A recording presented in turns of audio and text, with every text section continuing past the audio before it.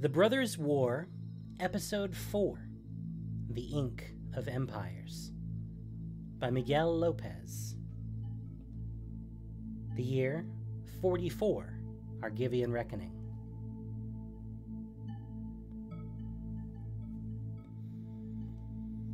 "10 miles from the golden domes of Tomakul, Farid sat on the fire steps of an old trench and used his knife to chip apart his frozen stew. Stoked with shattered arrow shafts and small wads of packing paper, the coals of the stew pot, his own brass cap, its liner removed, soon had the frozen slurry thawed and simmering. Without reverence, Farid shook the last of his salt out of a small tin into the broth, stirred, and felt his stomach twist with hunger at the thin scent of wild garlic and onions. The smell drew the rats out of their holes as well, but the cold made them sluggish. Farid watched one creep toward his rag-wrapped boots and stopped to sniff him. It was fat, large as the golden cats that lounged in Tomakul's Temple District streets, and carried itself with the same languid, waddling confidence. The rats owned the trench. The humans huddling in it were just temporary occupants, and food if they died. Farid kicked it away.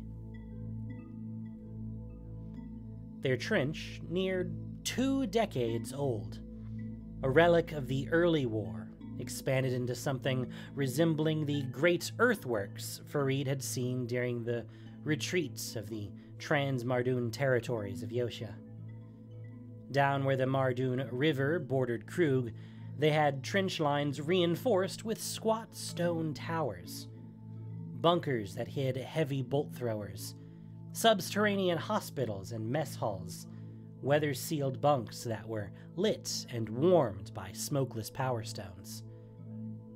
But all that was a year and miles behind him, abandoned after the Argivians and their allies began their counterattack. Life on the Mardoon front was cold and boring until it wasn't. Farid's war had been 1 year-long walk home with mechanized death at his back and pestilence where he slept. Every illusion he had of glory, honor, and adventure was ground to pulpy meal, pressed into the mud along with honor and humanity.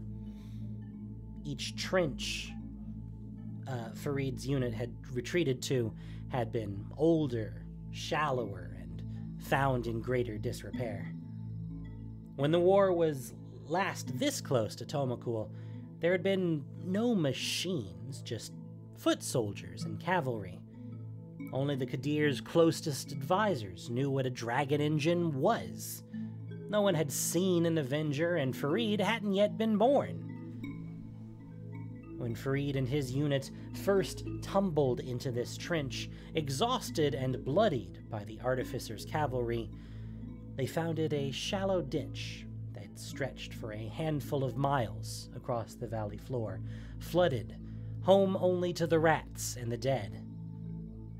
They dug down into the earth, bailed out the water, and reinforced this old line for the realities of modern warfare. Now it was home, with underground dugouts to hide from Thopter bombers on clear days, sapper-dug traps to sink advancing Avengers and Triskelions into the mud, and thickets of needle wire strung across the front-facing side to tangle any charging enemies. A month of cold work and thin living followed. Talk burbled through the trench of an attack, but Farid did not put much stock in talk. Soldiers talked. Attacks were slow, grand things these days. They needed soldiers to replace the dead and reinforce the living, and officers to holler and shine. Thankfully, it seemed the generals never wanted to attack unless they had at least one dragon engine, or a division of the Qadir's own machine soldiers to try and break the enemy line. So, Farid cleaned his spear, kept his boots patched, rotated his socks, and cooked. This morning, it was stew. When it was ready, Farid poured a portion into Karek's cup first, and then the rest into his own. Farid nudged his friend, who sat wrapped in 2 cloaks, staring at the opposite wall of the muddy, frost-webbed trench. "Food," Farid said. He had to shove Karek again before he noticed. Karek looked over, coughed, took the stew, and ate. Farid blew on his own cup, sipped, and let the warm broth filter through him. He chewed a chunk of sodden bread and watched as a line of soldiers tromped around the sharp corner of the trench. They walked in single file, shuffling along the plank floor to keep their boots free of the rimy mud underneath. Eyes downcast, the soldiers all looked the same. The mud here dried pale, caking their boots and wool uniforms, staining the once fine colors of the Imperial Falaji army from dusty reds to cold shades of white, tan, and brown. All wore their helms wrapped in dark cloth to prevent the sun from shining off the polished brass. They walked through the trench short-stepped to not clip the heels of the soldier in front, shuffling to not be clipped by the soldier behind. Some leaned on their spears as they walked, all bowed under the weight of their packs. "Hey," Farid said, calling up to the soldiers marching past. "Where are you going?" None of them answered. Few even acknowledged him, and those that did just looked at over. Just looked.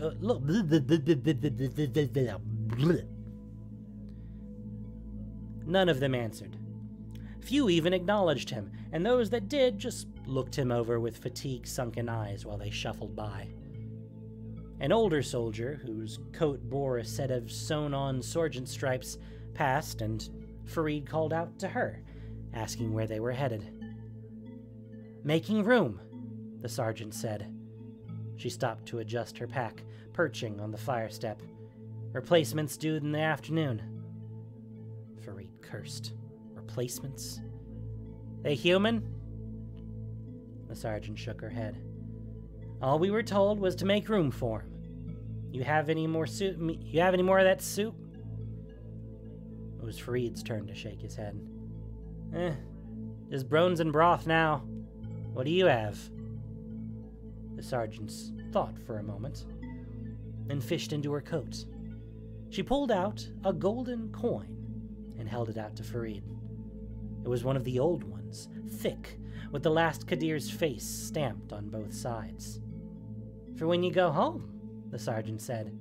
"Live like a Kadir for a day in Tomakul, or like a day in Tomakul, or an emperor for a week anywhere else." Farid offered the sergeant the remains of the broth. She drank it down, then held the makeshift stew pot tipped to catch the last drops. "Here, take this," Farid said, passing the sergeant one of the broth bones when he finished. "It's chicken, not rat." "Chicken? Where did you find one of those?" The sergeant, grateful, took one of the bones. "That miracle I cannot reveal," Farid said. "The quartermaster would have my head for it." He held a gloved finger to his lips, then pocketed the rest of the chicken bones in a pouch he wore at his waist. "Keep the coin. When you're Kadir for a day, send us somewhere warm to dig a trench." The sergeant laughed. She set the coin down on the fire step next to Farid anyways. "For when you're home, my boy," the sergeant said, smiling. Farid saluted. The sergeant nodded and hurried on to join the rest of her regiment as they shambled away. The unit passed through the trench for a few more minutes, the marching soldiers silent but for coughing and the creaking and squelching of the trench's soggy floorboards. The wounded brought up the rear of the column.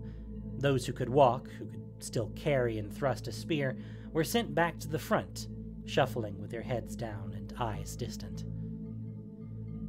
A sorry lot we are, Karg said. He'd come back from his distance staring. A wet cough roughened his voice. Are you gonna take that gold? He asked Farid, eyeing the coin the sergeant had left on the fire step. Farid looked at the coin. The sun had started to burn away the mist, and the gold gleamed in the cold morning light. He passed it to Carrick, who bit it and checked the impression. Satisfied, he tucked it into a pocket deep in his coat. Replacements, she said. Carrick grunted. Replacements, Farid agreed. I hope they're machines, Carrick said. Some are Mishras, not those dead things. Carrick coughed. No more meat for this beast. I say give us the dead ones if it means we can go home, Farid said. Let the Qadir and his brother fight this war with their toy soldiers. Carrick shrank into his coat and shivered. Farid reached out an arm and pulled him close. He could feel the heat crack through off, like a brazier filled to the brim with coals. The same plague that had savaged him just 2 weeks prior, Farid guessed. An officer, a captain in a pristine uniform but for mud-stained boots, brought up the rear of the marching soldiers. Hello, Spooky. Welcome in. Thank you for the posture check.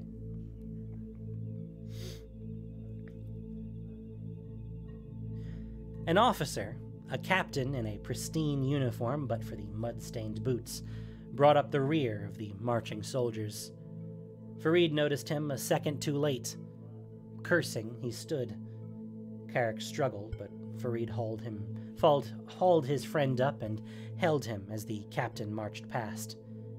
The two of them saluted. The captain ignored them, consulting instead a sheaf of orders that a runner had passed him.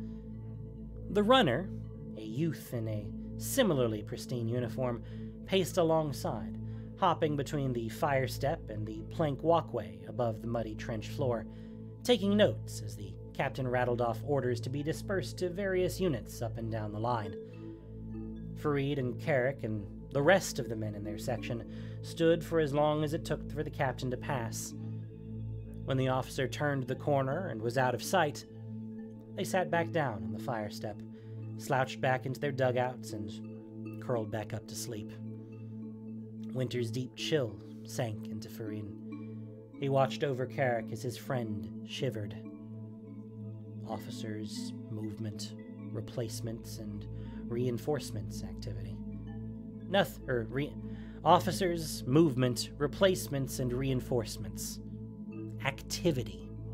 Nothing good could come of activity. Activity meant action, and action meant going over the top, into the blades and fire of the machines. Get good rest, Spooky. Have a wonderful night. I'll talk to you later.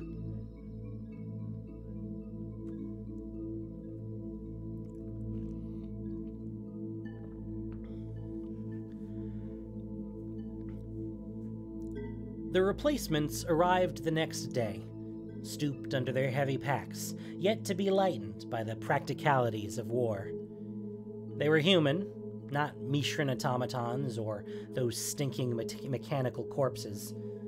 A mix of old men and women, out-of-place youths drawn from the farthest corners of the Empire, haggard soldiers ferried over from the newly pacified Sarenth, and convicts.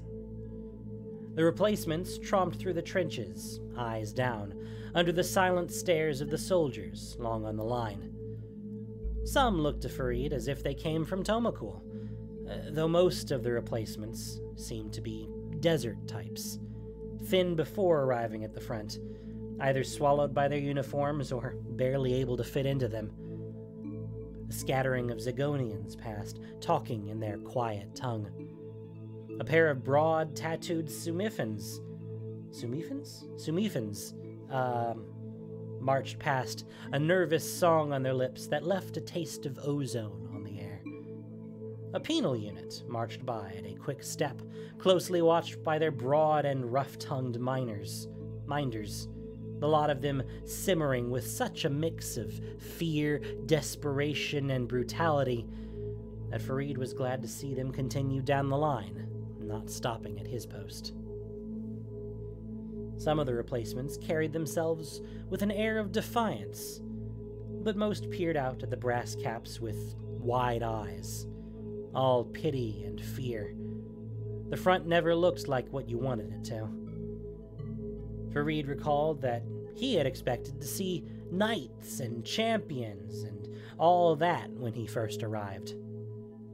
Instead, he found a city compressed into a canal of gray stone and mud, a dozen yards wide and miles long, populated by fearsome and beautiful warriors with equally fearsome and beautiful weapons, all arranged toward the glittering Mardoon and the ruins of Krug beyond the river. Truth was, the front was hell, a nightmare made by men. You dare look too long at its population, and you'd see what you would become. Hollow-eyed and sinewy, caked with mud. Gaunt soldiers in uniforms bleached and patched and stained.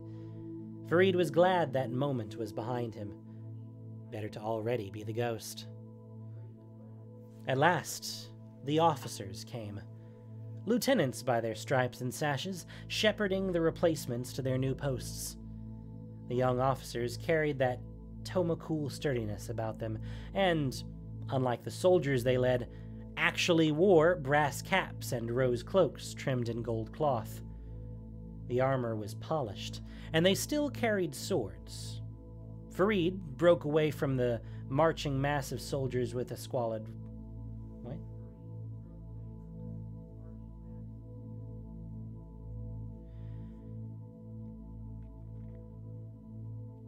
I'm a little confused by the comma. Farid broke away from the marching mass of soldiers with a squad of replacements in tow.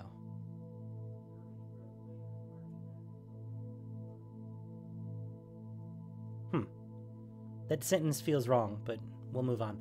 Farid broke away from the marching mass of soldiers with a squad of replacements in tow. I assume they mean the lieutenant here, because they're going toward Farid. "Soldier!" the lieutenant called to Farid. "What company are you in?" Farid stood from the fire step and brushed his trousers flat. "D Company," he said, saluting. "3rd Tomakul Spears, commanded by Colonel—" "Sure, fine, that'll do," the lieutenant said. "These are yours, spearmen." The lieutenant waved the squad of replacements forward. "Welcome to D Company of the 3rd Tomakul Spears," he said to the replacements. "That spearman will be your senior here," the lieutenant said, pointing to Farid. "Look to him for guidance. I'll be in the officers' dugout that way," the lieutenant waved down the line. Parade is an hour after dawn tomorrow under the company flags. Dismissed." The lieutenant tugged his brass cap, adjusting it, and then squelched off through the muddy trench, leaving the replacements to Farid. As soon as the young officer was away down the trench, Farid swore, slumped free of his rigid parade stance, and waved the replacements over. 10 men, mostly youths, a few years younger than him, and an ancient veteran missing an eye, walked together in a rattling clump of brown wool coats, packs, and long spears. "Welcome to the Argivian front," Farid said. "I'm Farid of the Tomakul. This here's Carrick of the Suardi," Farid said. The rest you'll meet at some point. Talk to the quartermaster down that way. She'll get you your regimental patch and some thread to stitch on the company letter." Farid thumbed down the trench, and the replacements all turned to look. "Any of you from Tomakul, or are you all from the desert tribes?" The group nodded.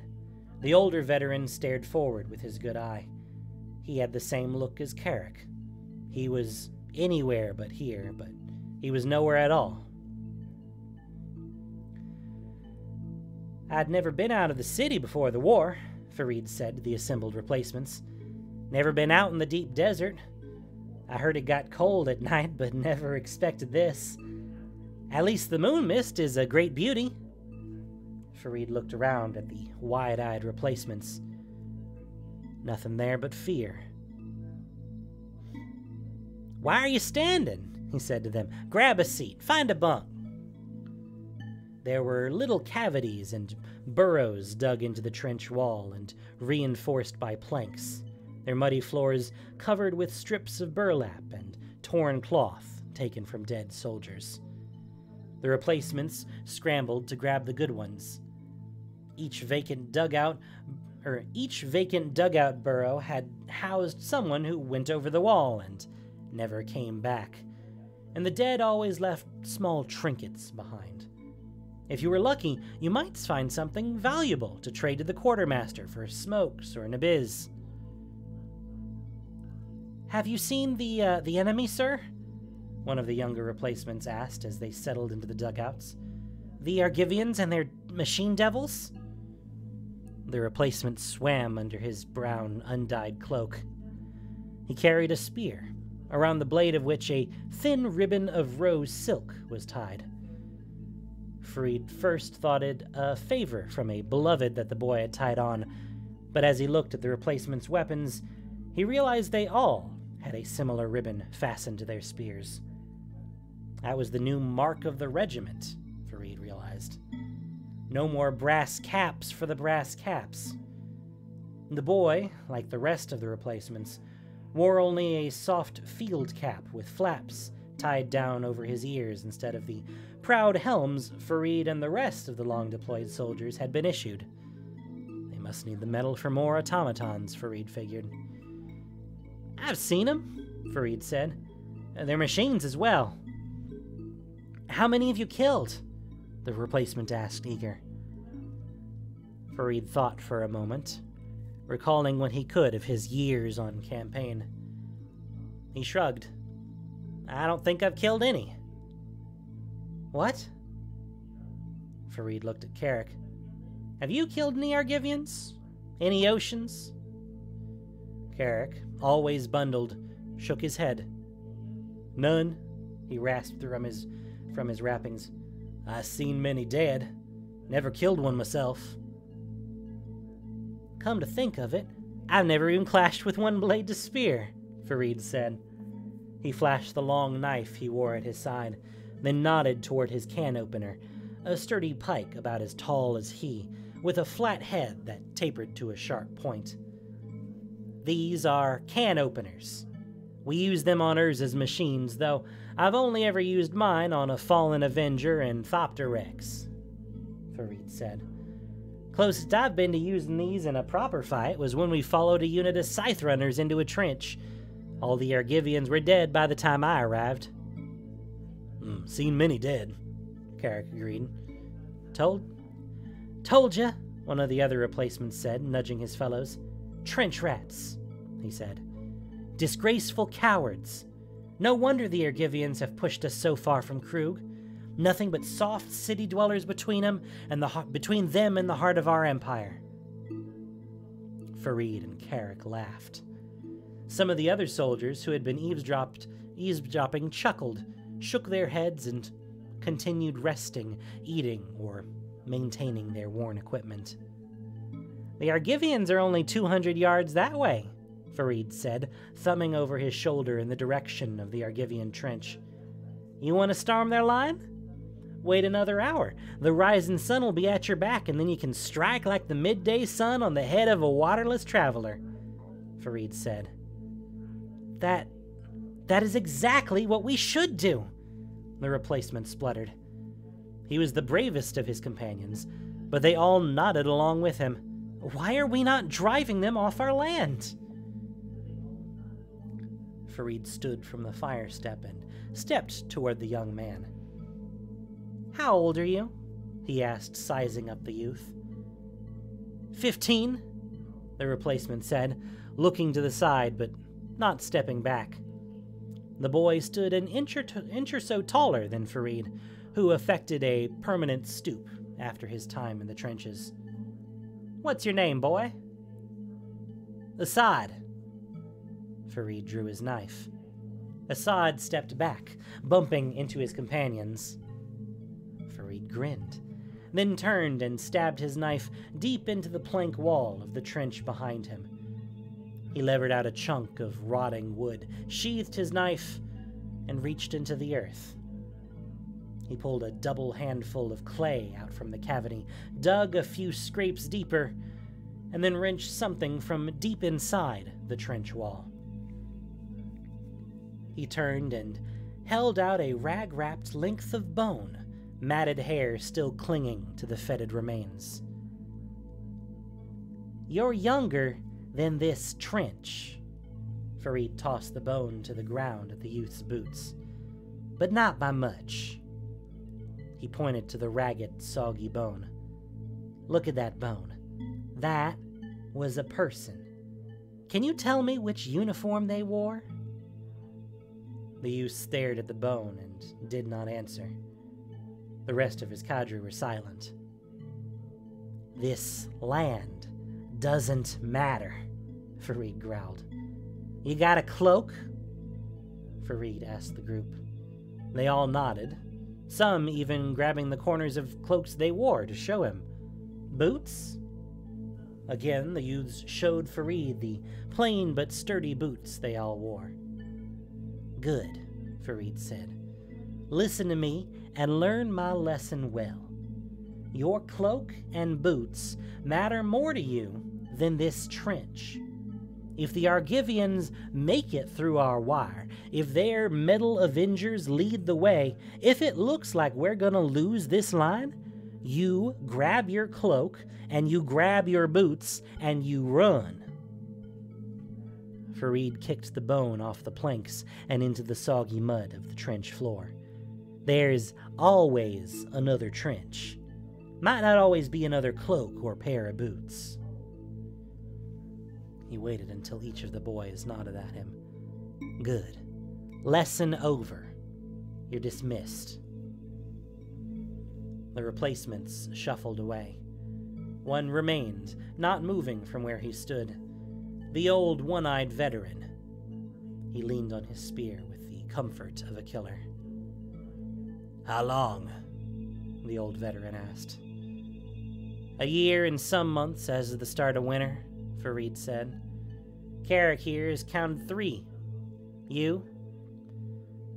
"I lost my eye at the siege of Krug," the old veteran said. "Served in the supply corps for a year following, and then they sent me back to train new warriors." "The siege?" Farid whistled. "I was only a baby when Krug burned." Farid waved the old veteran over to sit next to him on the fire step. "What's your name, uncle?" "Hyman," the old veteran said, setting his pack down. Hyman's voice was low and soft. The old man looked around the trench line, taking it in. "The war has changed since I was last a part of it," he said. "More mud." He fixed his good eye on Farid. "You all are still children." "The Kadir's war," Farid said. He looked away and spat. "We all must do our part." Yeah, it's the guy from the last part. Oof. Weeks after the arrival of the replacements, lieutenants and captains hustled up and down the trench line with trails of supply and logistics officers in tow. Grumbling and muttering quartermasters were forced to distribute tins of armor polish, new gloves, squares of cloth with which the spearmen were meant to patch their crimson cloaks, bolts of silk, and other useless things.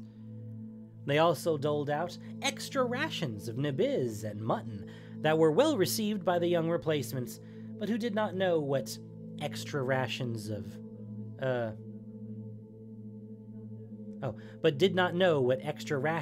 wine and mutton meant.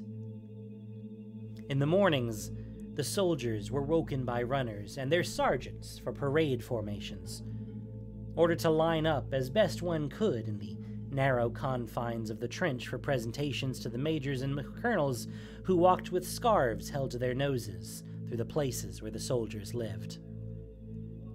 Farid, Carrick, and Ayman knew this was not routine.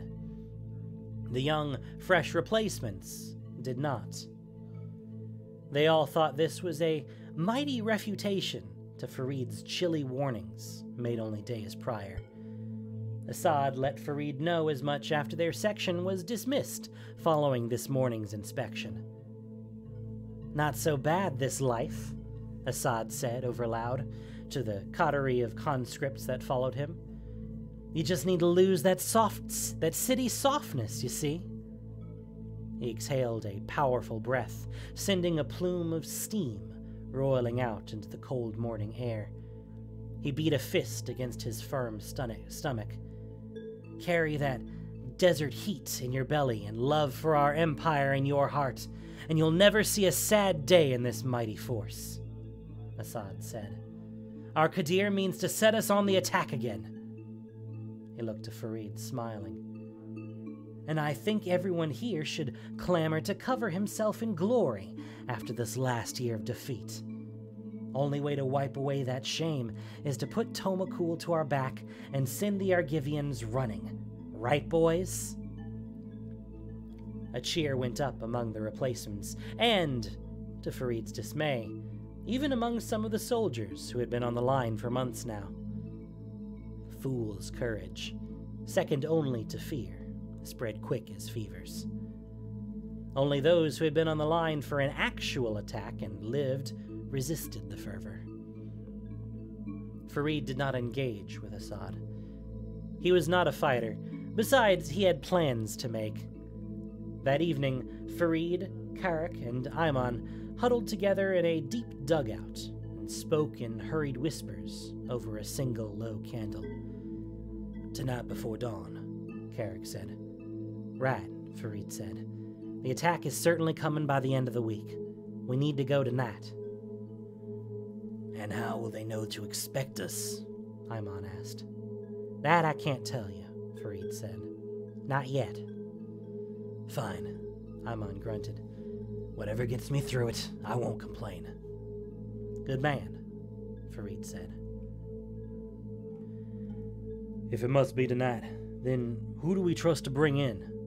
Carrick, whose fever had finally broken, spoke around the warm smoke of the trench roll he smoked. He offered it to Farid, who shook his head. Ayman plucked the roll instead.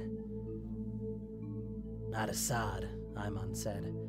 "He reminds me too much of the ones I fought with in Krug. All muscle and no think." "Jamal?" Carrick offered. "Jamal could be good," Farid agreed. "He's quick," Carrick said, "and quiet." "No," Ayman said. "Jamal is Cerinthian. The Qadir only just suppressed their rebellion," Ayman said. He shook his head. "I like Jamal, but no one outside the unit will trust him. If we get caught out there with the Cerinthian..." Ayman drew his thumb across his throat. "Right. Good point," Farid sighed. He ran a hand over his shorn head. "Damn it, Carrick. Why do we have to take someone new?" Carrick shook his head. Sergeant said we have to take someone new to make it look convincing. Says the lieutenant told him that the colonel has ordered night patrols to be teams of 4. He shrugged. "If it's just the 3 of us, we'll look suspicious." "Fine," Farid said. 4 it is." "Hassan," Ayman said. "Hassan is nobody. He'll do as he's told and stay quiet after." "Hassan?" Farid looked to Carrick, who shrugged. "Perfect," Farid said. "Ayman, you go get young Hassan." Ayman nodded and touched his brow. He scooted back from the candle and pulled himself out from the dugout. Farid and Carrick listened to the sound of his boots tromping away down the trench. When they faded and they were alone, Carrick finally spoke. "Can we trust Ayman?" Farid looked up at the canvas flap that covered the entrance to their dugout. "I trust that he wants to live," Farid said. Same as you and me and everyone else the war didn't kill yet. Just as well, Carrick grunted in a tone Farid knew to mean agreement. Amma knows who the real enemy is. A commotion outside broke the long silence that followed. Boots thudding past on the plank flooring of the trench, excited murmurs and cursing, a shout. Carrick started to his feet, hand to the long knife at his belt. Farid darted past him, bursting out into the trench in time to collide with a group of soldiers jogging past. They all tumbled to the ground, cursing and blaming each other for their clumsiness. Trading shoves, they pulled each other to their feet and parted. Farid hollered curses at the soldiers as they hustled down the trench. They shouted curses back, but they continued down the line. "What's going on?" Carrick asked, poking his head out from the dugout. "Not an attack. If there was an attack, it would be much louder." There was something else. "I don't know," Farid said. He stepped to the side as more soldiers jogged past. Something down that way. Maybe a fight? Maybe some new war machine? Farid offered his hand to Carrick. "You coming?" Carrick laughed and ducked back inside their dugout, twitching the curtain closed behind him. "A no, then." Farid buttoned his coat against the evening's chill and joined the stream of curious troopers heading down the trench, shuffling along with them through the zigs and zags and blast breaks. Though the sun had only just set and the world above the trench still clung to the day's light, the belly of the battleworks were plunged already into deep night. The trench's lights hummed on and burned dim, banished the umbral dark with warm, blood-red light. To Farid, that light, meant to save their vision in case of a nighttime assault, always made everything seem darker. To this moment, it added a special horror. Muttering filtered through the close-packed soldiers ahead. A pair of troopers crouched at the lip of the trench, offering their hands down to help haul any who wanted it up. Whatever drew this crowd happened behind their line. It was not the Argivians.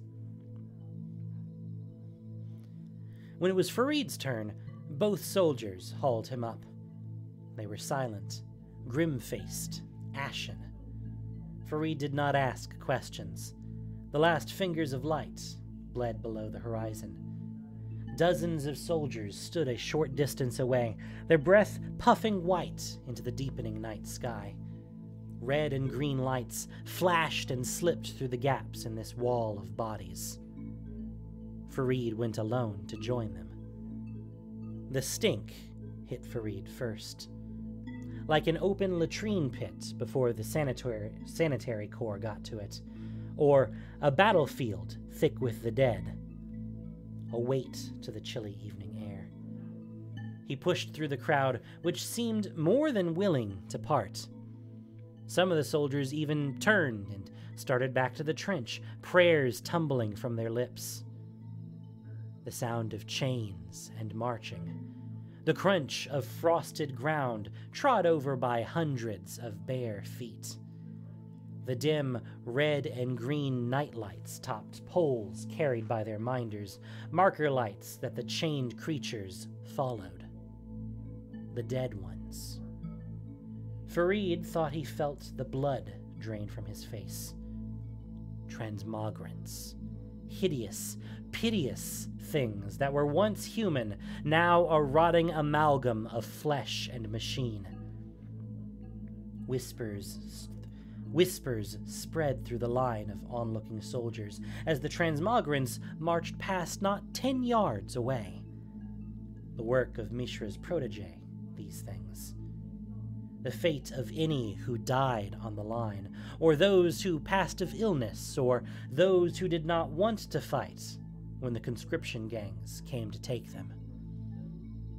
The transmogrants were chained together at their ankles with some distance allowed between them.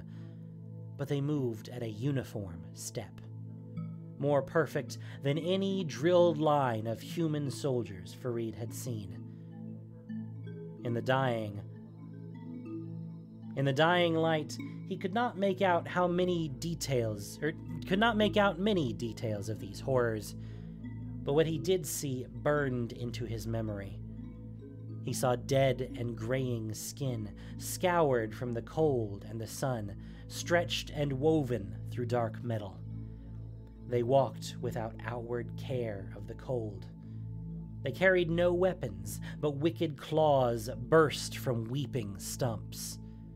Bloodless flaps with dead tufts of hair pulled taut over polished metal domes.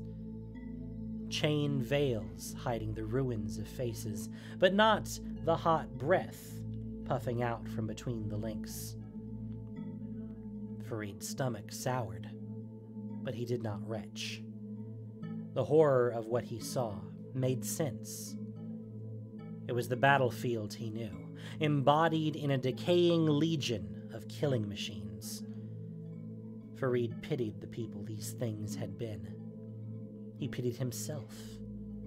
He turned to head back. By the time he reached the trench a short distance away, officers had already begun shouting and bellowing at the soldiers to head back to their posts, lest they be volunteered for mechanical service. The night was cold. Outside Farid's dugout, the trench was alive with movement. Soldiers quietly hustled by with crates of handheld bombs, replacement spearheads, bomb lance tips, armor-piercing bolts, wire cutters, spare power stones, and various other ordnance. An attack was coming. Farid guessed they would be ordered over the top within the week. He did not sleep, and neither did Carrick or Iman. Instead, with Essen sitting confused but silent with them, the four spearmen huddled together over a dim candle and planned for a long night. Farid, Carrick, and Iman, with Essen between them, moved quietly and quickly through the trench, taking care not to disturb any of the sleeping soldiers. They carried only their knives, no spears, and left their brass caps behind, favoring instead dark clothing and soft wool caps. Essen didn't ask any questions, though Farid could tell he had many. The boy was as quiet as Iman promised he was, small and quick, likely no older than 14. Farid carried one of the red-lensed nightlights. It was powered by a Power Stone chip and burned dim enough not to call attention, but bright enough to dispel some of the trench's deep darkness. "Wait here," Farid said, pointing the nightlight at a wooden sign. Iman put his hands on Essen's shoulders to steady him. He was old enough to be the boy's grandfather, Farid thought. Carrick held a trench roll between his lips, but did not light it. "Sergeant Usman," Farid whispered as he crept into this section of trench. He knocked quietly on the planks outside of each dugout, calling the sergeant's name. "Sergeant Usman, it's Farid of D Company, 3rd Tomakul Spears." A rustle and one of the dugout flaps flipped back.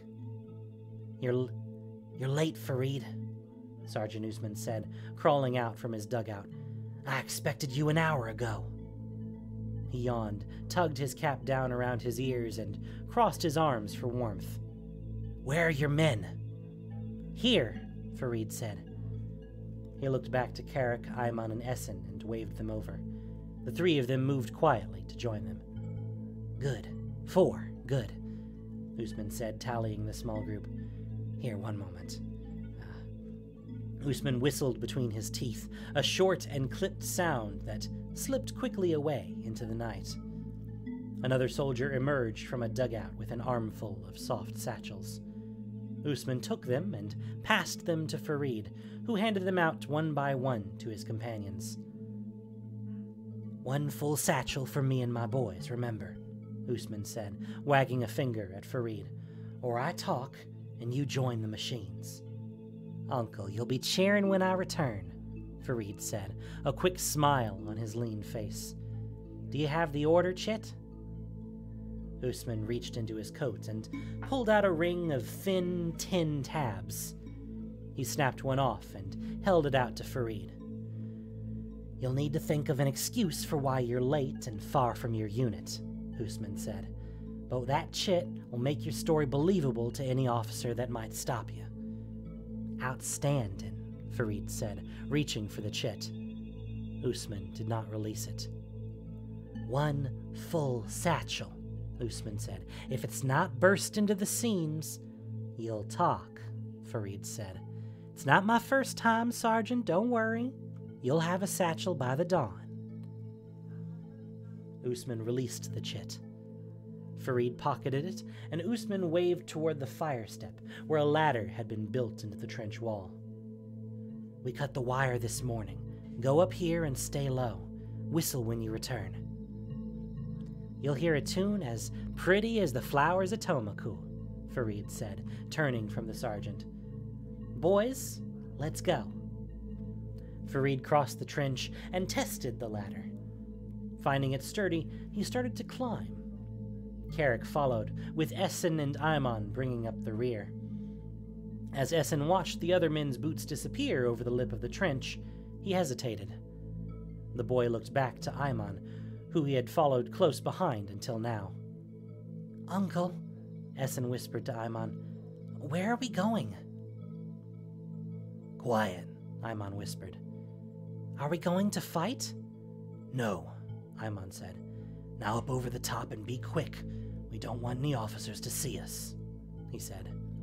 He gave Essen a soft push, encouraging him to climb. I'll be right behind you.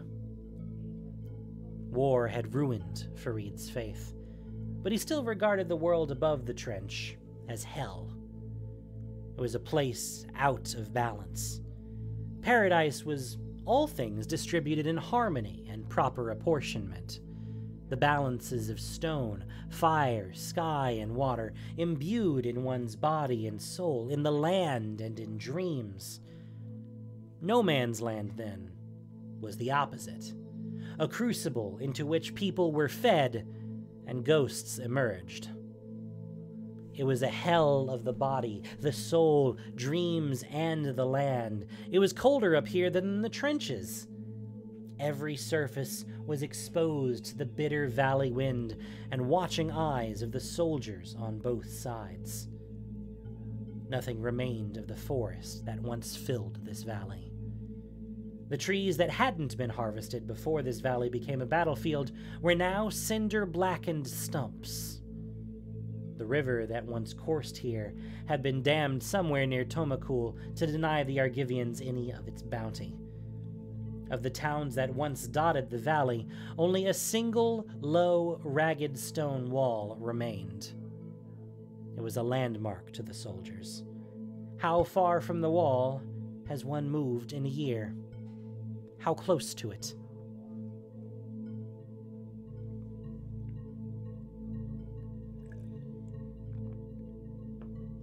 Farid led his small group across this alien landscape, moving as quickly and quietly as he could, while scurrying, belly low to the ground, guiding his party around the worst of the dead and the craters flooded with sour water. One crossed this hellscape by scrambling between craters and along old and decaying plank walkways, laid by advancing forces in long-forgotten tacks. One plankway had its builders' corpses rotting alongside, festooned with order chits dropped upon them by soldiers from both sides, grateful for their sacrifice in making this place more navigable. They reached their first landmark without incident. A downed bomber-thopter, a heavy Argivian flying craft that resembled a fat-bellied bird. The four of them crawled inside through a rent in its thin metal fuselage. Damn cough, Carrick said. He wheezed, struggling to breathe. Take a moment, Farid said. All of you, take a moment to rest here. Like a wanderer gull, Hyman said, peering through the dusty glass of the Thopter's crew compartment. "Great big bird that would soar alongside my father's ship." He spoke out loud, but to Farid it seemed as if he talked only to himself. Hyman looked through the wreckage toward the Argivian lines. "I never saw them land. I never thought they could." "Where are we?" Essen said. His voice was still high and soft, very much a child's. "Lower than the 9 hells," Carrick grumbled. He set his heavy pack down on the damp floor of the Thopter, groaning in relief at the weight of his shoulders.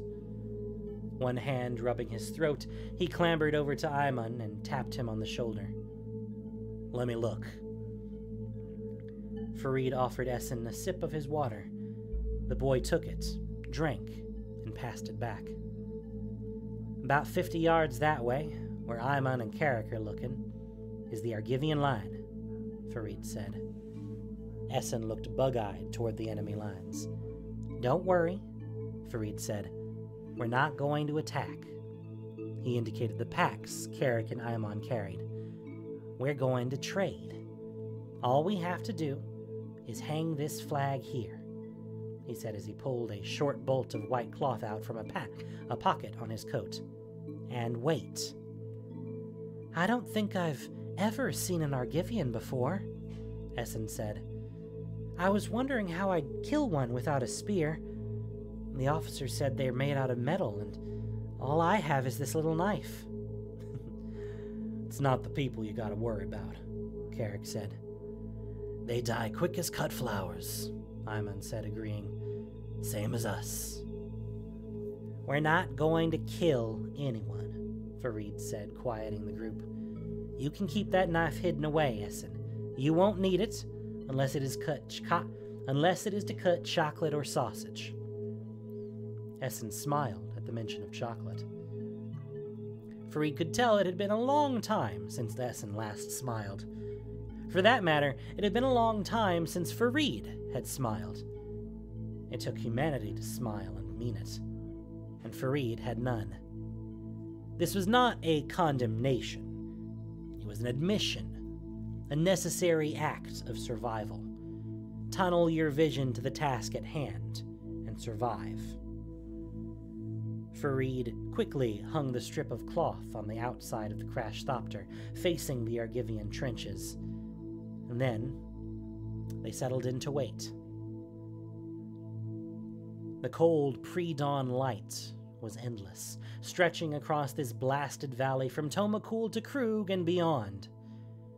It wormed into the hearts and desires of every bejeweled lord and power-hungry emperor, flooded their eyes like blood in milk. Eager they reared up and sent 1,000,000 of their children to fuel the night's appetite, which was now indistinguishable from their own. Farid was only one of millions. The princes of the world would see Essen's soul added to the butcher's tally and, unmoved, call for 1,000,000 more. He looked to Essen, reached out, and patted his cheek. "You don't need to worry," he said. "You'll be fine." And then an explosion boomed somewhere in the distance, followed by a series of sharp pops and long, sizzling whines. Spotting flares launched from both sides, illuminated a section of the trench and no man's land 1.5 miles down the line, far enough that the light from the flare's ignition flashed a heartbeat before the sound of their detonation. They could hear the echoes of distant screams somewhere down the valley, but could not tell whose side cried out. "Down!" Farid hissed. He waved his palm down and put a finger to his lips. "Down, now!" The 4 of them dropped to the shadowed belly of the crashed Thopter, hands over their heads, and waited. The harsh, steady light of the parachuting flares cast stark and nightmarish shadows through the cracked and dirty glass of the Ornithopter's crew compartment and bombing windows. That light was unrelenting, white and furious, the gaze of a god who only knew fire. The thunder quieted.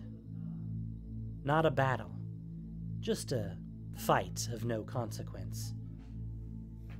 Farid let out a long and trembling exhale. He counted as the light from the flares faded and night returned. "They're coming," Imon said. He peered through the Thopter's dusty glass canopy.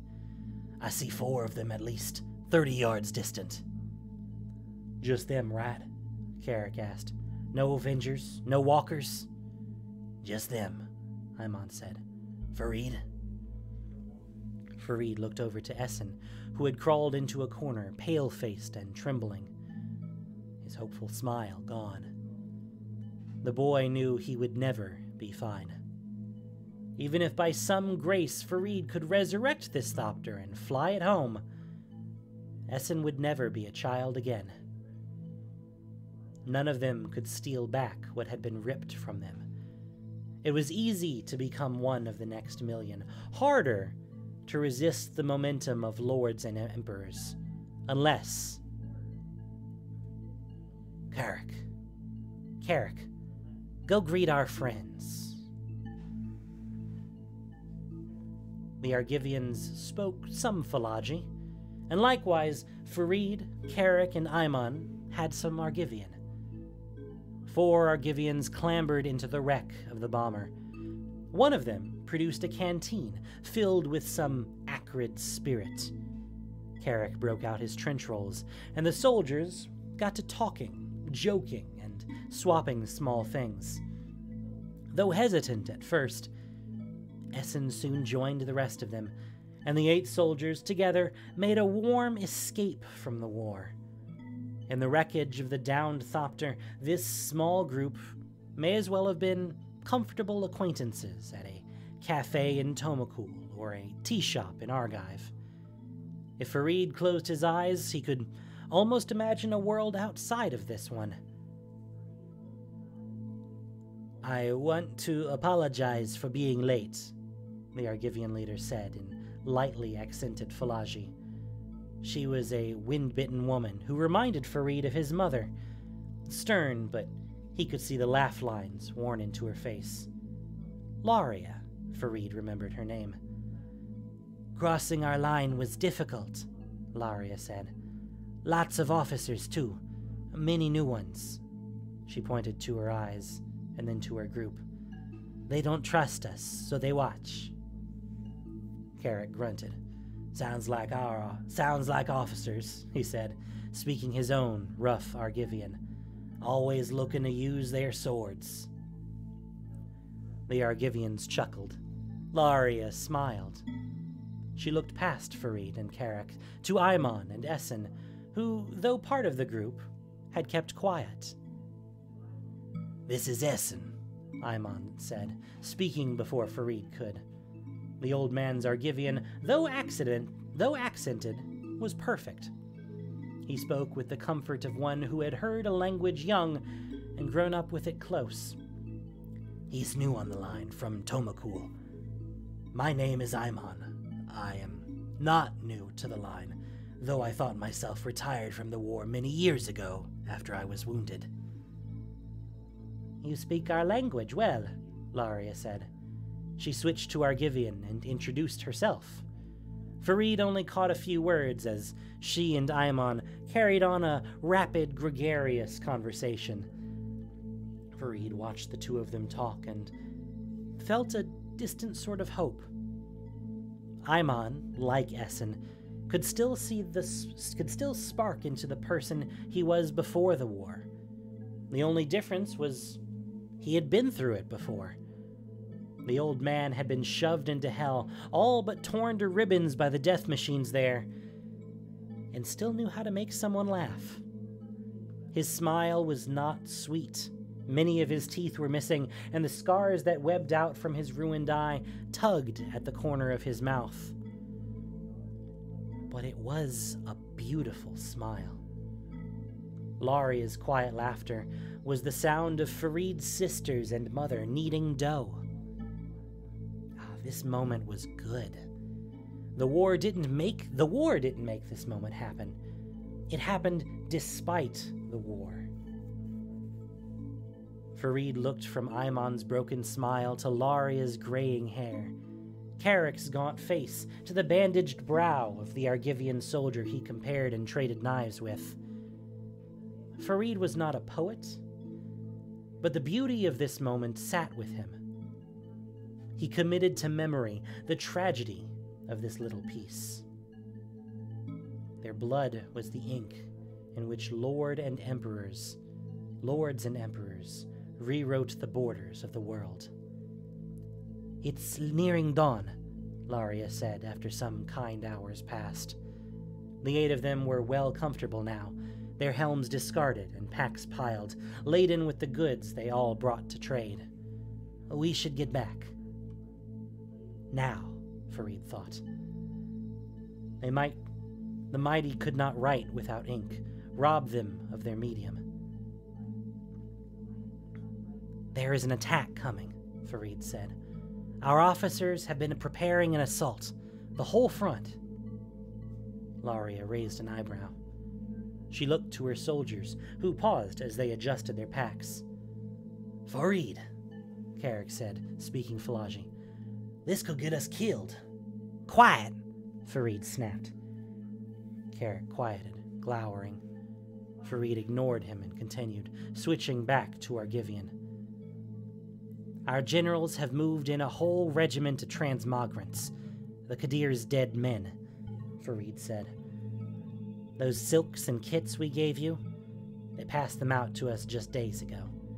They've given us wine and meat, brought in thousands of replacements from across the Empire," he said, gesturing to Ayman and Essen. Laria nodded. Any soldier this long on the line knew what extra rations and troop movements meant.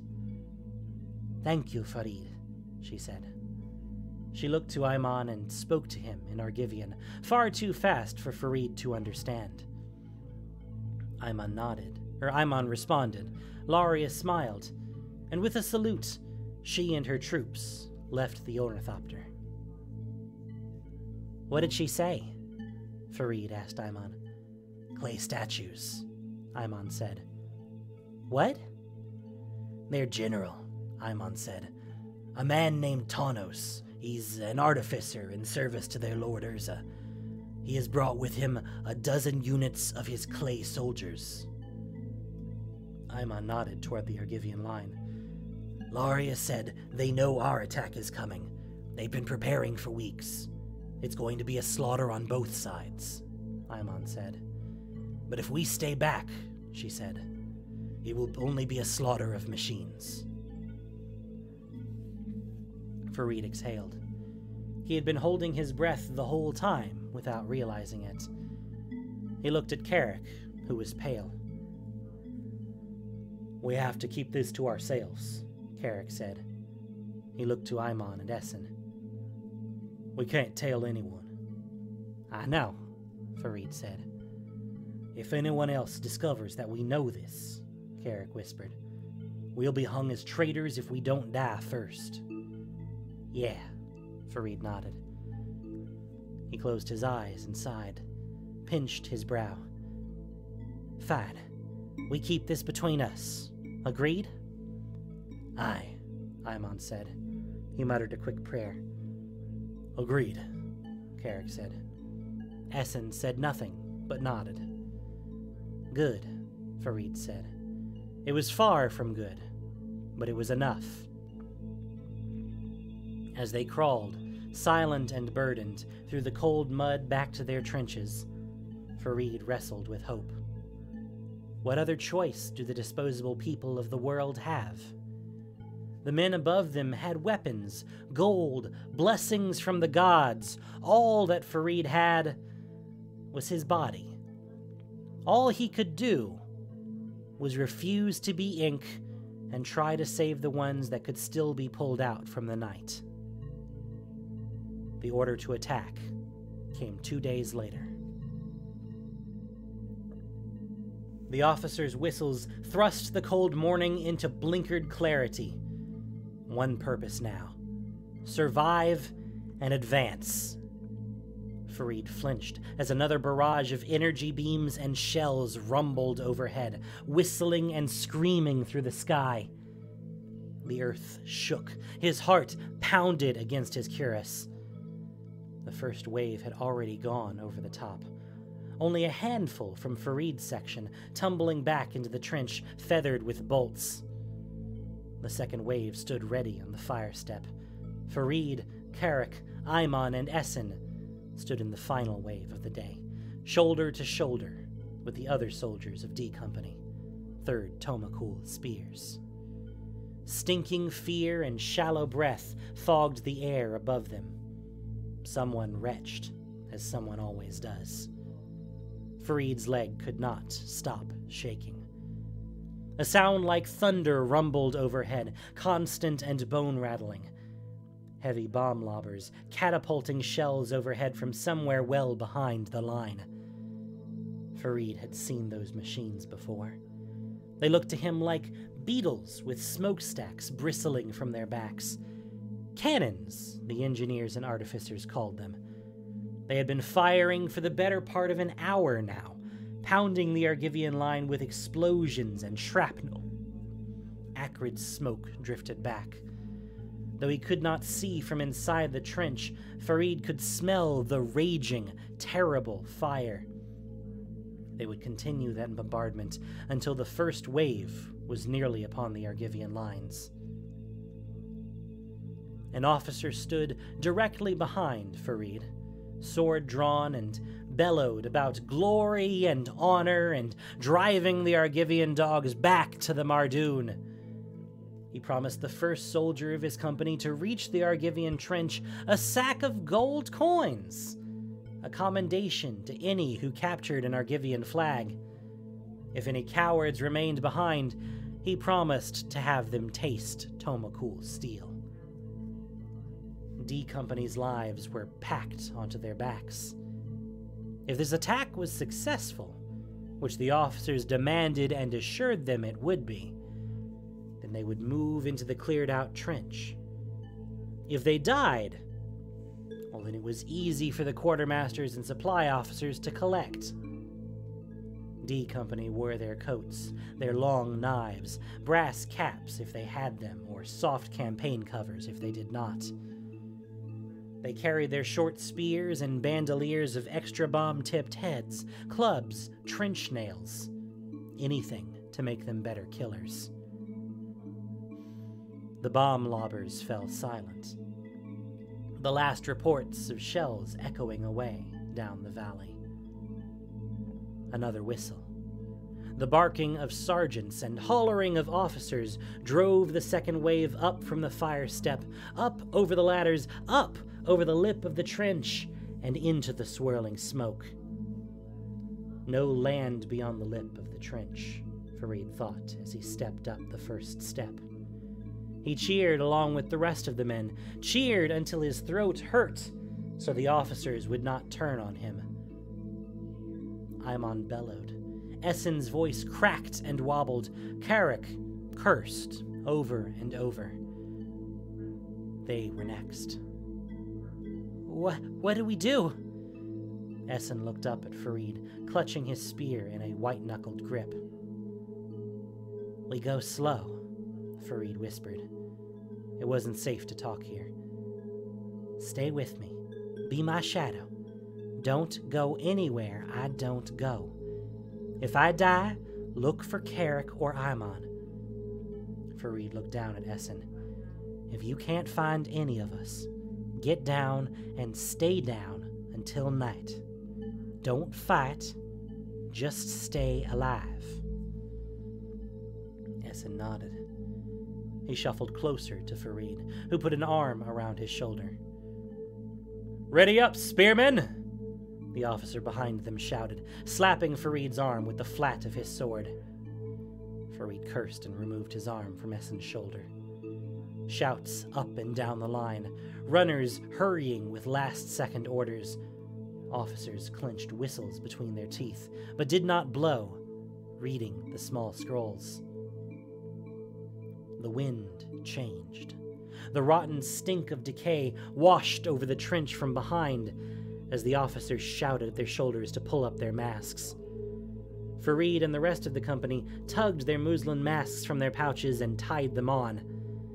The fabric was soft and did little to banish the eye-watering stink of the transmogrants. Freed of their chains, they trod in shuffling lockstep over narrow plank bridges laid across the trench. But for the sound of their bare flesh and metal feet thudding on the wood or squelching in the cold mud, they were quiet. Farid, thankfully, was not under one of the bridges. He hazarded a look over the nearest crossing and watched in horror as the transmogrants advanced. Though mass-produced in some charnel factory, each one seemed a unique body. A one-off marriage of dead flesh and iron. They were each a nightmare. Farid tugged his cloth mask tighter and set his eyes straight to the ladder in front of him. When the whistle blew, he climbed, pushed along by those behind him. Near the top of the ladder, he reached up and took Carrick's hand, pulling himself up over the lip of the trench. He turned and helped Essen up, and then left the officers behind to fend for himself.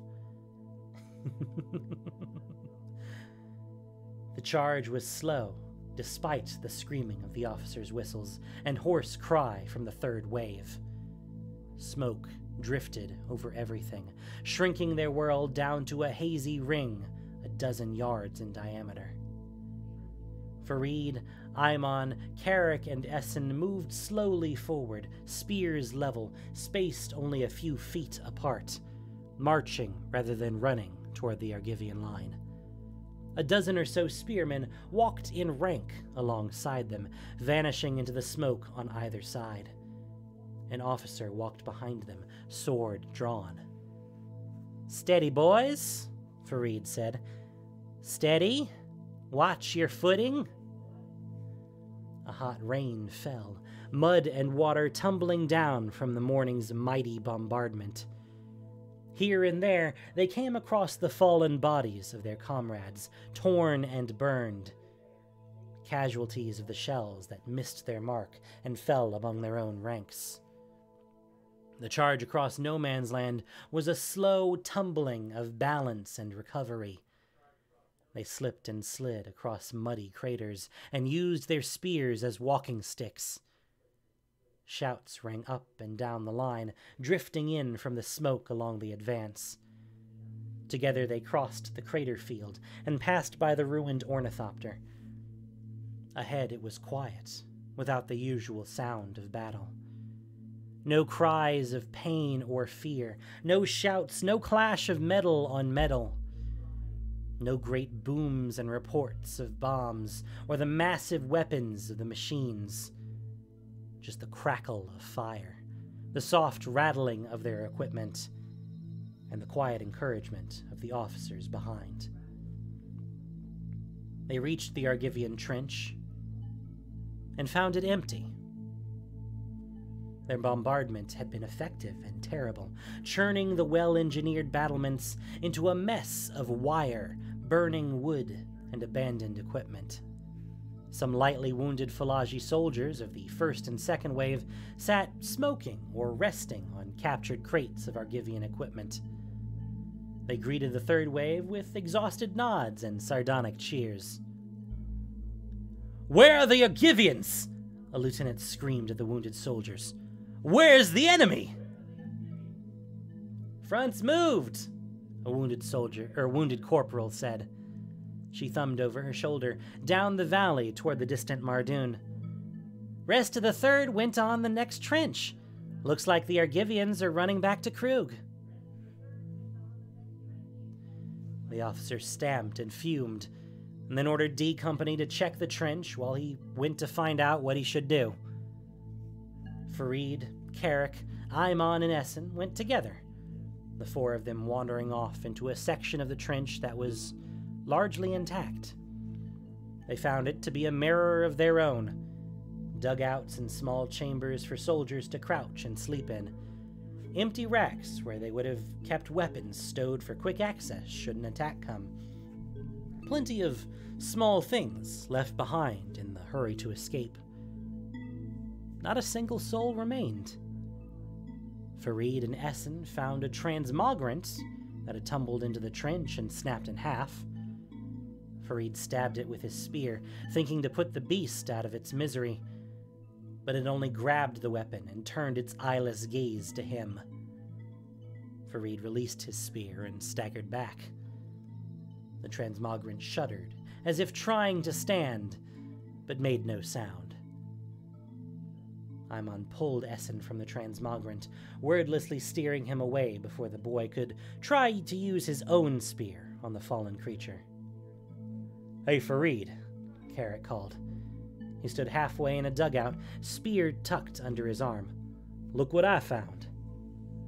He filled up a small packet of paper wrapping, secured with a shred of familiar fabric. Farid walked over and saw it was a strip of Falaji silk, one of the sashes they'd traded with Laria and her soldiers. "What is it?" Farid asked. "No clue," Carrick said, offering it to him. Farid took the packet. For a moment, he worried it was a trap, but that moment passed. Carrick, Aimon, and Essen crowded him, curious. Farid tugged the silk free, stuffed it in his pocket, and unwrapped the contents, revealing a small piece of chocolate and a note.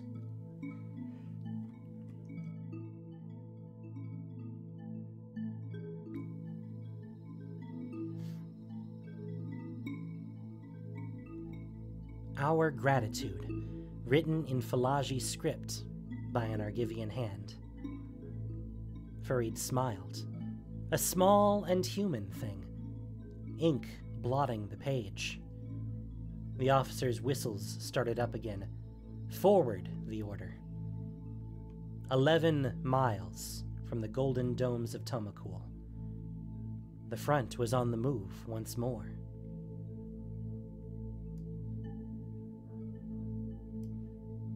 A whole mile.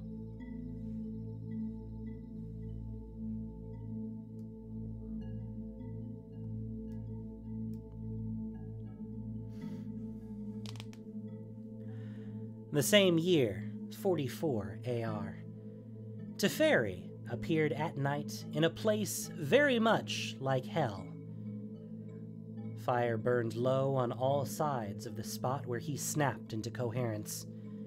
He was grateful that, as a spirit, he could not smell what he saw. The dead were so closely packed that in some places there was no visible ground, only bodies atop bodies. Ruined machines ticked and cooled. Earthworks, once mighty testaments to engineering and human brilliance, were empty and abandoned. A battlefield at night after some bloody price paid. Teferi looked around, grim-faced, and tried to get his bearings.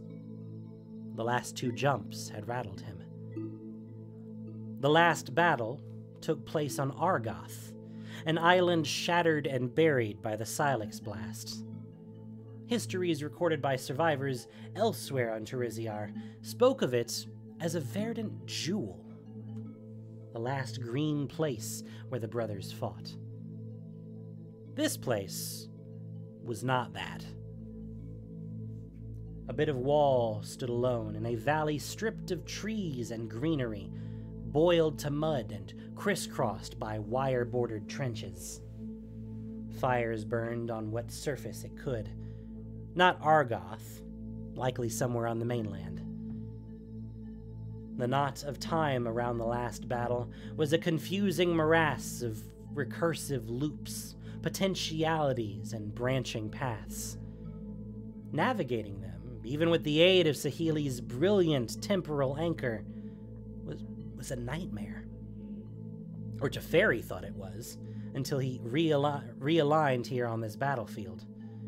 This was the true nightmare. Worse even than the burning streets of Krug.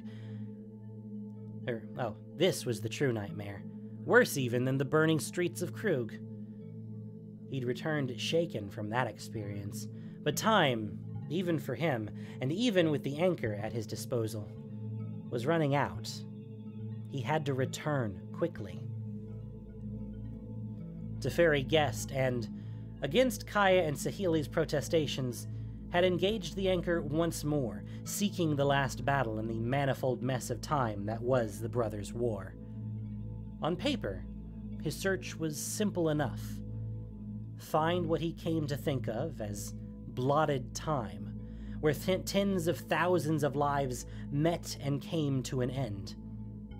Blotted time looked to Teferi like holes chewed in a hanging curtain, or stars in the night sky.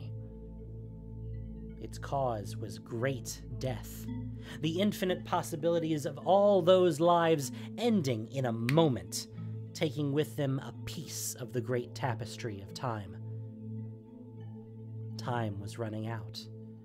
The moment Teferi sought was difficult to find. He was only one observer. He was not a god. All other possibilities were slipping away from him. What did he know of the last battle? Urza brought a colossus of stone and iron, and it fought a titan of wood and resin and the dead of Argoth. And then Urza and the Silex killed the world. Teferi glided over the ground, giving himself a few minutes before heading back and trying again. He didn't see a stone colossus or a titanic forest creature like Kayla's poem mentioned. There was no ocean, only mud and the dead. And the Scavengers. Teferi didn't see them when he first arrived, but he saw them now. Lone figures stalked across the field, bending every now and then to examine a body. Alone or in small groups, they dragged bodies behind them, stacking them on carts that others wheeled off into the night. Some collected the ruined parts of fallen automatons, prying power stones from sockets and working joints from shattered bodies.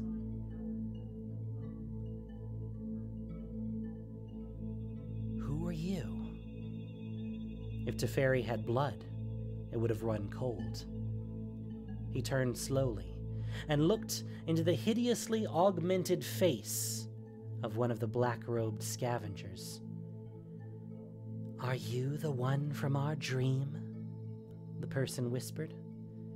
They stepped forward, a deep whirring and clicking issuing from them. Their eyes were black chips of glass set deep into puffy red sockets. Their mouth was lipless, toothless, replaced with a studded, tumbling cylinder that clicked thin metal strips as it turned. The sound was flat, soft, and hideous. They did not seem to be in pain.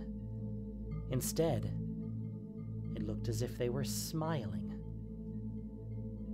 Teferi drifted backwards, avoiding the scavenger as they reached toward him. The hem of their sleeve fell away, revealing an arm that ended in a cluster of dozens of small, grasping manipulators. "Brothers!" the scavenger screamed. "Do you see him?" Teferi had seen enough. This was not the last battle. Only a footnote lost in the great void on time's tapestry that was the Brothers' War. It was time to go.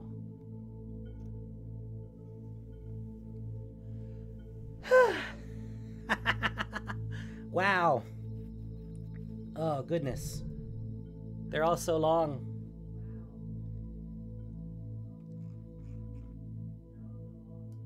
So I know 4 episodes of the Brothers' War and not a single brother. There were no brothers in this. 0 out of 10, no brothers.